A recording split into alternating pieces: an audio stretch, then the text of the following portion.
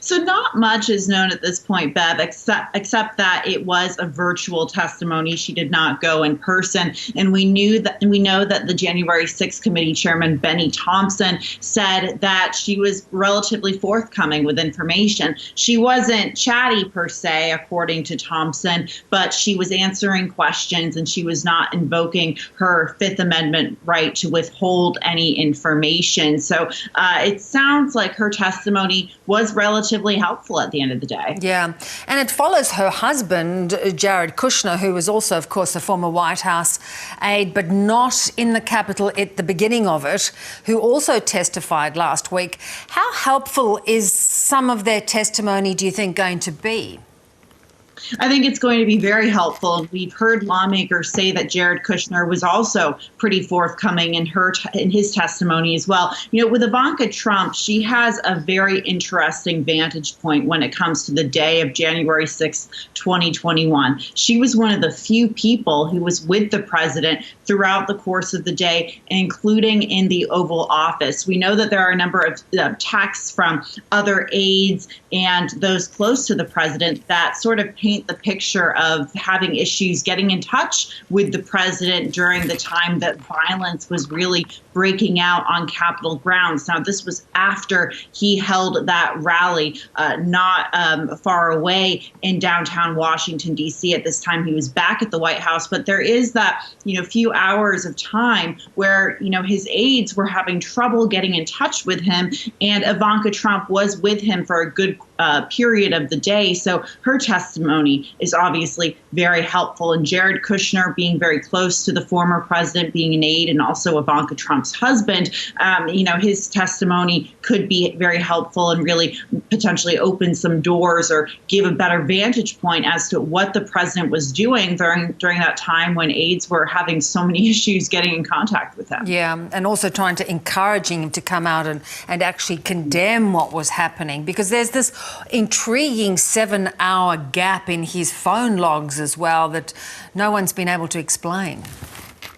Absolutely. And, no one really knows for certain what was happening during that time. I mean, there is this assumption and, some, insight as to, whether he was watching this unfold on television. We know that former President Trump is very interested in televised media. He was interested in this event because this was obviously all about him and, the election results. He put it on. So he was watching, what happened after that rally he put on, very much so happening at the Capitol. We do know that eventually he came out and delivered a video address saying, okay, it's time to go home in peace. But a lot of his critics say that wasn't strong enough. He didn't condemn it quickly enough. In fact, there are text message records from conservative talk show hosts here in the United States talking to his chief of staff and other aides close to him saying, you have to get him to condemn this, get him to come out. This is going to look very bad going forward. So, there is that silence period, Bev, that you mentioned, that there are a lot of questions about why did it take him so long to come out and condemn this and, tell rioters to go home. Yeah.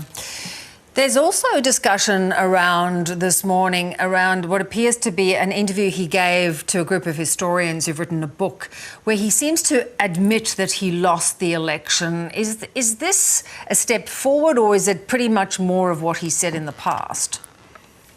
It's a mixed bag in terms of, what he's been saying. I don't think this means that he's going to stop holding these campaign rallies and saying the electoral system isn't rigged. I think he is absolutely going to continue to do that because there is a sector of his political base that genuinely believes that he won the election and that Joe Biden lost and that it was somehow rigged against Trump and his campaign. He very much feeds into that. And, if you look at his campaign rallies this year, which in name on paper are supposed to be for midterm candidates ahead of November or for voters in the state, he actually harkens back still to this election loss, or what he falsely claims an election win. So, it could be a step forward because I think there's a lot of frustration within the Republican Party that he's still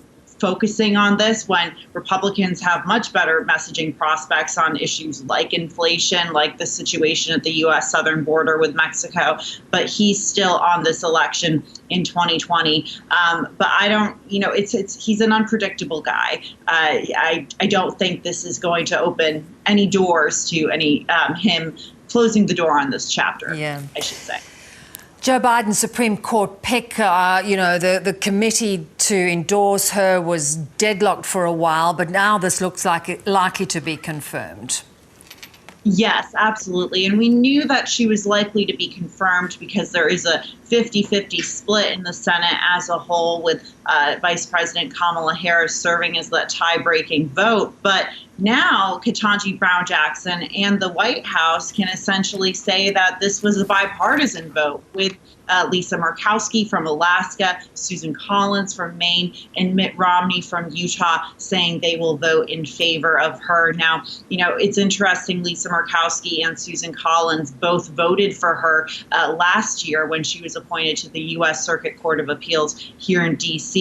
Mitt Romney did not vote for her, but there were also some other Republicans like Senator Lindsey Graham who voted for her in 2020 and did not vote for her this time around. So I think it paints a picture of a very partisan nomination process here in the United States when it comes to the Supreme Court. And it wasn't always like this, Bev. Normally you would hear conservatives or liberals in Congress very much voting in favor of a Supreme Court justice based on whether they were qualified, not based on whether they agreed with them politically or ideologically. It was whether they were qualified for the job. But now in 2022, this has turned into a process of senators voting as to whether they agree with them and what works best for them politically. Yeah, so much has changed. Great to talk as always, Julia. Thanks so much. Thank you.